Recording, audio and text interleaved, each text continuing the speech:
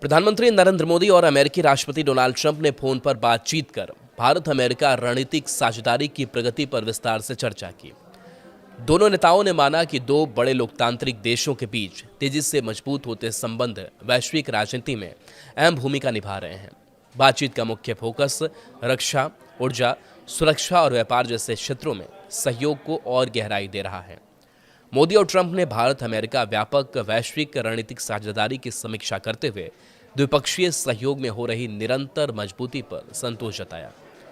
दोनों नेताओं ने इस बात पर जोर दिया कि व्यापार बढ़ाने के लिए गति बनाए रखना आवश्यक है।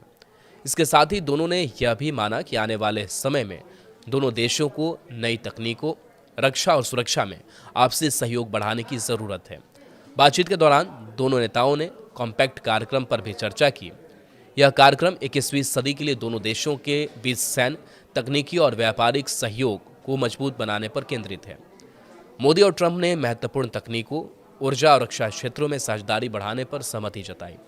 उन्होंने माना कि इन क्षेत्रों में सहयोग दोनों देशों के हित में है। दोनों नेताओं ने क्षेत्रीय और वैश्विक स्थिति को लेकर भी विचार साझा किए। बातचीत में वैश्विक सुरक्षा, आर्थिक स्थिरता और सहयोगात्मक ढांचे को आगे बढ़ाने पर जोर दिया गया।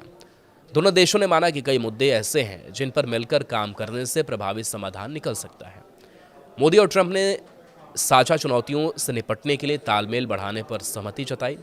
बातचीत के दौरान दोनों नेताओं ने कहा कि भारत और अमेरिका के बीच मजबूत और भरोसेमंद रिश्ते भविष्य की वैश्विक व्यवस्था को संतुलित और सुरक्षित बनाने में महत्वपूर्ण भूमिका निभाएंगे।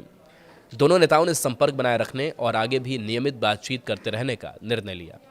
उनके अनुसार निरंतर संवाद से द्विपक्षीय संबंध और बेहतर होंगे और दोनों देशों के साझा हितों को और मजबूती मिलेगी।